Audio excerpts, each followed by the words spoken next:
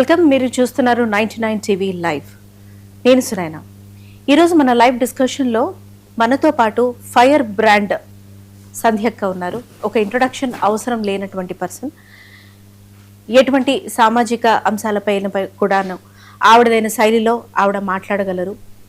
కేవలం మాట్లాడడం మాత్రమే కాదు, తన ఒపీనియన్ని స్ట్రాంగ్గా చెప్పగలరు. అయితే ఏ అంశం గురించి మనం మాట్లాడుతున్నాం?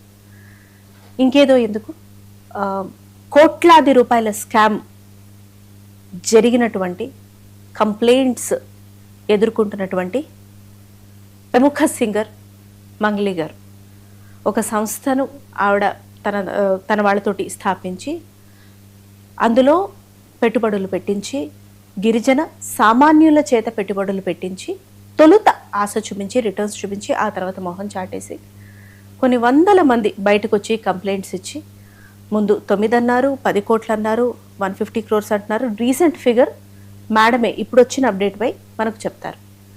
అయితే ma'am, thank you for joining us in the debate today. ఎందుకు ఈ అంశం అట్లీస్ట్ మేము తీసుకున్నామంటే, ఒక కామన్ మ్యాన్ లేదా ఒక అమ్మాయి, ఒక గిరిజన కావచ్చు, మధ్యతరగతి కావచ్చు, విత్ నో ఫిల్మ్ బ్యాక్గ్రౌండ్ వచ్చి ఇండస్ట్రీలోనో సోషల్ మీడియాలోనో ఇంత పాపులర్ అవుతుంటే తనని ఆదర్శంగా తీసుకొని ఇంకా వందల మంది ఇండస్ట్రీలోకి రావడానికి ప్రయత్నిస్తారు. అది అబ్బాయి అయినా సరే, అమ్మాయి అయినా సరే. వాళ్ళ ఫ్యామిలీ అబ్జెక్ట్ చేసినా, ఎదుగో ఫలానా వాళ్ళు వెళ్ళలేదా, వాళ్ళు సక్సెస్ అవ్వలేదా, మేము కూడా వెళ్తాం అని చూపిస్తారు. ఇట్లాంటివి జరుగుతున్నప్పుడు వందల మంది కాదు మ్యామ్, వేల మందిని కూడా ఫ్యామిలీస్ వెళ్ళనివ్వం ఖచ్చితంగా. సో ఈ ఒక ట్రిగర్ పాయింటే మిమ్మల్ని మేము ఇన్వైట్ చేయడానికి main aspect, at least for our channel. Thank you so much for joining. ఈ ఇష్యూ మీద మీరు మాట్లాడడం జరిగింది, బట్ దెన్ మనకు కూడా క్వశ్చన్స్ చాలా ఉన్నాయి మ్యామ్. బట్ బిఫోర్ దాట్, మీరు ప్రతి అంశం ఇట్లా సొసైటీకి క్వశ్చన్గా మారే అంశం మీద మీరు స్పందిస్తూ వస్తున్నారు ఆఫ్ లేట్. సో ఎందుకు, అంటే వాట్ ఈస్ ట్రిగరింగ్ యూ? ఎందుకు క్వశ్చన్ చేస్తున్నారు? అరే ఎవరైనా నన్ను ఏమైనా చేస్తారు, లేకపోతే నా ఫ్యామిలీకి ఏదైనా వ్యక్తిగతంగా ఇబ్బంది అవుతుందని ఎవరైనా ఆలోచిస్తారు, ప్రశ్నించాలని ఉన్నా. బట్ మీలో లేదు నేను అడిగేయాలి అని ఎందుకంత పట్టుదల? ఏ అంశంపై పూనుకుంది మీకు? అంటే ఒకటమ్మా, అది ప్రశ్నించడం తప్పేముంది, అందరికీ ఆ స్వభావం ఉండదు. బట్ నాకు భగవంతుడు ఇచ్చాడు. అంటే ఏదున్నా మనసులో పెట్టుకోము, అంటే మనసులో ఒకటి పెట్టుకొని బయటకు ఒకటి మాట్లాడే మనసు అది నాకు ఇప్పుడే కదా, బై బర్త్ నుంచి చిన్నప్పటి నుంచి అయినా అంతే. సో నాకంటే ఒక వేదికను ఏర్పాటు చేసుకుంటాను నేనే. అంటే అక్కడ ఉన్న సిచ్యువేషన్స్ కానివ్వండి, మనం పెరిగిన వాతావరణం కానివ్వండి, సో ఏదైనా కానివ్వండి, అంటే ఎవరికైనా అన్యాయం జరుగుతుంది, లేకపోతే ఇది కరెక్ట్ కాదు అని నా దృష్టిలో అనిపించింది అనుకో, నేను మాట్లాడేస్తాను. కానీ నేను ఎవరికి ఇట్లాగే ఉండాలి అని చెప్పి జడ్జి చేయను. నాకు నచ్చింది నేను చెప్తా. రిసీవ్ చేసుకుంటే వాళ్ళు రిసీవ్ చేసుకుంటారు, లేకపోతే లేదు. నేను ఎప్పుడైనా మాట్లాడతాను. ఈ మధ్య కాలంలో వస్త్రధారణ విషయంలోనే చాలా మందికి ఎక్కువగా నేను తెలవడం జరిగింది తప్ప, నేను మామూలుగా మా NGO ద్వారా మహిళల ఆత్మగౌరవం గురించి డెఫినెట్గా ఎలా సమాజంలో ఒక ఒంటరి స్త్రీ కానివ్వండి ఎలా ఉండాలని దాని గురించి చెప్తూ ఉంటాను అనమాట. ఫ్యామిలీస్ మీరు ఇబ్బంది పడి మీ అనే విధంగా కాకుండా మీరు హ్యాపీగా ఉండాలి, ఇద్దరు కలిసి పని చేసుకోవాలి, అలా సామాజిక సేవ అనేది ఒక అంశం. అయితే ఇక్కడ గతంలో మీరు అన్నారు, ఇప్పుడు ఈ విషయాల మీదనే మీరు ఎందుకు స్పందిస్తున్నారు అంటే, 2012-13 ఆ ప్రాంతంలో ఇక్కడ మన మహేశ్వరం నియోజకవర్గంలో బాలపూర్ దగ్గర స్పందన గ్రూపులని అప్పుడు అధిక వడ్డీ వసూలు చేసేవాళ్ళు. బాగా 10 రూపాయలు 12 రూపాయలు ఫస్ట్ డబ్బులు ఇచ్చేవాళ్ళు, తర్వాత అధిక వాళ్ళు అట్లా ఇన్స్టాల్మెంట్లు కట్టడం వల్ల అధిక వడ్డీకి వసూలు చేసినప్పుడు నేను అప్పుడు బాధ్యతల వైపు నిలబడిగా. అవి నా దగ్గర ఫొటోస్ అవి కూడా ఉన్నాయి. అప్పుడు దగ్గర ఒక 3000 మందిని సేవ్ చేశా. ఇంకా నాకు అప్పుడు అసలు ఇంత నాలెడ్జ్ కూడా లేదు అసలు. అప్పుడప్పుడే మా సంస్థ ఎదుగుతుంది. వాళ్ళ పెద్ద మైక్రో, అది కూడా సేమ్ ఇలాగే అనమాట, అంత మనీ ల్యాండింగ్ అయినా కూడా నేను ఆ రోజు, నాకు ఇంత ఎలక్ట్రానిక్ మీడియా ఇంత లేదు, పేపర్ ప్రింట్ మీడియా వాళ్ళు బాగా సపోర్ట్ చేసేవాళ్ళు. సో ఈరోజు వాళ్ళకి అక్కడ అంటే వాళ్ళ అమాయకమైన ప్రజలని మోసం చేయడం అనేది ఉంటుంది. కాబట్టి కొంతమంది చదువుకున్న వాళ్ళు ఉండాలి, కొంతమంది తెలిసిన వాళ్ళు ఉండాలి, కొంతమంది అన్ని తెలిసిన వాళ్ళు ఉండాలని ఎందుకు అనుకుంటారంటే, ఇప్పుడు నేను మంగ్లీ విషయానికి వస్తే, నేను మంగ్లీ తప్పు చేసిందని నేను చెప్పట్లేదు, మంగ్లీ తప్పు చేయలేదని కూడా నేను చెప్పట్లేదు. మంగ్లీ మీద ఏంటంటే ఒక ఆరోపణ వచ్చింది. ఆరోపణే అంటారా ఇది? అయితే ఇప్పుడు మీరు నేను జడ్జి చేయడానికి లేదు ఈ అవకాశం. ఎందుకంటే ఆల్రెడీ సిఐడి వాళ్ళు వచ్చినారు, పోలీస్ డిపార్ట్మెంట్ వాళ్ళు, అందరూ జరుగుతుంది. కాబట్టి అయిన తర్వాత మనం మాట్లాడాలి. ఇప్పుడు మన దగ్గర వాస్తవానికి ఏం ఎవిడెన్స్ లేవు, ఆరోపిస్తున్నారు. ఆరోపించే వాళ్ళు కూడా బాధితులు ఏం చెప్తున్నారు, మంగ్లీ పేరే చెప్పిండ్రు, అందుకని మేము కట్టాము, మంగ్లీతోనైతే మాకు సంబంధం లేదు అని చెప్పారు. కాబట్టి మనం ఎట్లా జడ్జి చేయగలుగుతాం? అయితే ఆరోపణ వచ్చినప్పుడు నేను మంగ్లీని ఏమడుగుతున్నానంటే, ఒక 2 months నుంచి జరుగుతుంది.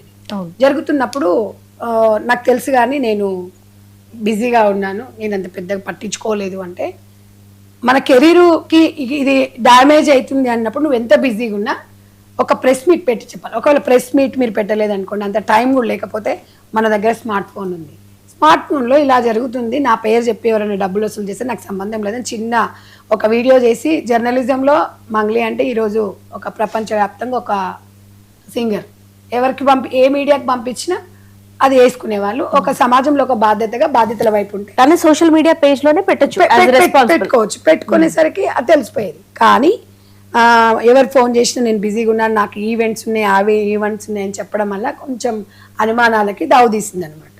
సో ఇంకొక విషయం ఏంటంటే, చాలా బయటకు వచ్చేసి ఒక ఆడపిల్ల అండి, నేనైతే చాలా ఒక అక్కలాగా అమ్మాయిని నేను 100% అప్రిషియేట్ చేస్తాను. ఏ బ్యాక్గ్రౌండ్ లేకుండా ఇవాళ ఇప్పుడు మీరున్నారు, మీరు కూడా చిన్నప్పుడు చైల్డ్హుడ్ నుంచి ఈరోజు ఈ స్థాయికి వచ్చారు. చాలా సునైన అంటే అందరు మా ఇంటి ఆడపిల్ల అనుకుంటారు. ఆ రోజు నుంచి అంటే ఆడపిల్లలు అలా ఎదిగితే నాకు ముద్దుగా అనిపిస్తుంది. సో ఇప్పుడు నేను మంగ్లీని కూడా ఆమె చూసే విధానము, మాట్లాడేది, ఎవరైనా అన్నాన్ని మంచిగా చేసుకొని ఏ బ్యాక్గ్రౌండ్ లేకుండా వచ్చి ఈరోజు ఇద్దరు అక్కజలను ఒక ఇంత పోటీ ఉన్న సమాజంలో నిలదొక్కోవడం అనేది నాటే జోకు. నేను ఒక ఆడపిల్లగా నేను హక్కున చేర్చుకుంటా, నేను 100% సపోర్ట్ చేస్తాను. బట్ నాకు కాల్ చేసినప్పుడు కూడా ఒక మాట, ఏదో టీవీలో చూసి మీరు ఇలా మాట్లాడారు అక్కయ్య, అందులో నాకేం సంబంధం లేదు, అందరు నన్ను ఇట్లా లకారాలతో కింద మెసేజ్ పెడుతుంది అన్నప్పుడు నేను బాధపడ్డాను. ఇప్పుడు ఎవరమైనా అక్కయ్య నాకు ఇట్లా మెసేజ్ పెడుతున్నారు అన్నప్పుడు నేను, మీరు అన్నారు కదా సోషల్ రెస్పాన్సిబిలిటీగా ఎవరు ఏదన్నా అంటే మీరు స్పందిస్తారంటే, ఆ విషయంలో నేను తప్పన్నా, అంటే బాధగా అనిపించింది. కానీ మీ మీద అలాంటి ఆరోపణ వచ్చినప్పుడు నువ్వు ఒక్క ప్రెస్ మీట్ పెట్టి బయట చెప్తే అయిపోయేది కదరా అని అదే చెప్పాను నేను. దానికి తను మీకు పర్సనల్ గా ఇచ్చిన వివరణ ఏంటి అంటే, మీరు టాపిక్ ఇది అంటే తనే చూసి అక్క అంటే గతంలో ఒక సాంగ్ వివాదంలో కూడా ఒక హిందీ పాట నేను ఫాన్ చేశానమ్మా, మీరు లిఫ్ట్ చేయలేదంటే బిజీగా ఉన్నా అని చెప్పింది. ఇది మీరు ఇందాకనే చూశాను అక్కయ్య అంటే, అది ఒక్కటేరా, నీ మీద ఆరోపణ వచ్చినప్పుడు నువ్వు వచ్చి బయటకు వచ్చి బాధితుల వైపులో నేను ఉంటాను, వాడెవడు అసలు డబ్బులు తీసుకున్నాడు, చెలో అన్నాడు, నేను కూడా వస్తాను ఒక మాట చెప్పేస్తే అసలు ఈ ఇష్యూ ఇంతవరకు జరిగేది కాదనేది నా ఆరోపణ. నేను తనకు కూడా చెప్పిన. మరి ఎవడైతే నీ పేరు చెప్పి డబ్బులు వసూలు చేస్తున్నప్పుడు నేనున్నా, నా పేరు చెప్పి డబ్బులు వసూలు చేస్తున్నారంటే నేను రంగంలోకి దిగుతా. నాకు గమ్మున ఎందుకుంటే నేను ఎంత బిజీనో వదిలేస్తా ఊటిన. ఎందుకంటే మన కెరీరే డ్యామేజ్ అవుతున్నప్పుడు ఇవన్నీ ఇబ్బంది కదా, ఐడెంటిటీ క్రైసిస్, నిజంగానే రెస్పాన్సిబిలిటీ అన్నప్పుడు నేను చెప్తే నేను పెట్టేస్తున్నాక రేపు వెళ్తాను, కేసు కూడా పెడతాను అని చెప్పింది. నేను అనేది ఏంటంటే, ఇక్కడ అడ్వకేట్ సుబ్బారావు, ఇప్పుడు అడ్వకేట్ సుబ్బారావు దగ్గరికి బాధితులు పోయాడు, ఆయన రెస్పాండ్ అయ్యారు. ఇప్పుడు అడ్వకేట్ సుబ్బారావు మీద కేసు పెడితే ఏమొస్తుంది? ఈ సుబ్బారావు కాకపోతే ఇంకో పుల్లారావు వస్తాడు అడ్వకేట్, ఇంకో ఎల్లారావు వస్తాడు, ఇంకో ఎంకి రాములు వస్తాడు, ఇంకొక ఆయన వస్తాడు. మనము వాళ్ళ బాధ్యతలు అండి వాళ్ళు. ఇప్పుడు అడ్వకేట్స్, ఈ అడ్వకేట్ కాబట్టి ఇంకో అడ్వకేట్ దగ్గర వెళ్తారు, ఇంకొక దగ్గరికి వెళ్తారు. మన కేసు పెట్టాల్సింది ఎవరి మీద? మధు మీద. మీ తమ్ముడికి అతని ఫ్రెండ్ అని చెప్పేసి వాళ్ళు అక్కడ ఉన్న బాధ్యతలు చెప్తున్నారు. మనమే ఇక్కడ సోషల్ మీడియా వాళ్ళు చెప్పట్లేదు, ఇక్కడ మీడియా వాళ్ళు చెప్పట్లేదు, డిజిటల్ మీడియా వాళ్ళు చెప్పట్లేదు, మనము చెప్పట్లేదు. దాన్ని బట్టే మాట్లాడాం. కానీ తన అందులో ప్రమేయం ఉందా లేదా అనేది కాబట్టి ఈ మాత్రం మాట్లాడు. ప్రమేయం ఉందంటే ఆ డిస్కషన్ వేరే ఉంటుంది. సో నేను అనేది ఏంటంటే, ఈరోజు మంగ్లీకి నేను ఒక్కటే చెప్పిన, అది ఒకటి చెప్పి నువ్వు బాధితుల వైపు ఉండు, అట్లీస్ట్ ఎంతో కొంతమంది కన్నా మనము హెల్ప్ చేసిన వాళ్ళం అవుతాము అనే మాట నేను చెప్పిన. చెప్తే తప్పకుండా అక్కయ్య అనేది అయిపోయింది. తర్వాత ఆ విషయం గురించి కూడా నేను టీవీలో చెప్పినది అంటే, మంగ్లీ దగ్గర నువ్వు ఎంత డబ్బు తీసుకున్నావమ్మా అని చెప్పి కామెంట్ పెట్టారు. పెట్టినప్పుడు ఇప్పుడు న్యాయం వైపు మాట్లాడతా. ఒక ఆడపిల్లగా ఏదన్నా అంటే ఎలాంటి తప్పు చేసినా ఒక ఆడపిల్లను మనము అసభ్యకరమైన మెసేజ్లు పెడితే మనం డెఫినెట్ గా స్పందిస్తాం. కానీ తప్పు చేసిందా చేయలేదని మీరు నేను కాదు కదా ఇక్కడ డిసైడ్ చేయాల్సింది. ఇప్పుడు మా తమ్మునికి సంబంధం లేదు, మాకేం సంబంధం లేదు అంటే డెఫినెట్ గా మీ తమ్మునికి సంబంధం ఉంది అనేది కూడా ఆరోపణ ఇక్కడ ఏమవుతుందంటే స్ట్రాంగ్ గా ఉంది. ఎందుకంటే ఇప్పుడు మధు అనే అతను వాడు ఏముంది అప్పుడో ఓ డొక్కు స్కూటర్ మీద తిరిగి ఓ ఆటో నడుపుకునే వ్యక్తి మీ ముందరనే ఇన్ని సంపాదిస్తున్నాడు అనుకున్నప్పుడు మీరు బాధ్యతలు కూడా ఎట్లా నమ్ముతారమ్మా? ఒక మాట. ఇక్కడ నా క్వశ్చన్ అదే మేడం, ఇక్కడ ఇంత అవేర్నెస్ క్రియేట్ చేస్తున్నా అంటే సేఫ్ గా మీ యొక్క రూపాయిని దాచుకోండి, సేఫ్ గా దాచుకునేందుకు సంబంధిత బ్యాంక్స్ కానీ ఇతరితర ఉంది, అయినా కూడా చిట్ చేస్తుంటారు, అయినా కూడా ఇట్లా లాండరింగ్ ఏదున్నా అమ్మా వీళ్ళు కూడా అత్యాశకు పోయిండ్రు. 10 రూపాయలు 20 రూపాయలు ఇంట్రెస్ట్ వస్తుంది అని చెప్పేసి వీళ్ళు ఆశకు పోయింది. నేను అదే చెప్తున్నా కదా, దురాశ దుఃఖానికి సేట్ అన్నట్టు. ఇవాళ చేతులు కాలినాక ఆకులు పట్టుకుంటే ఏ లాభం అనిపించింది.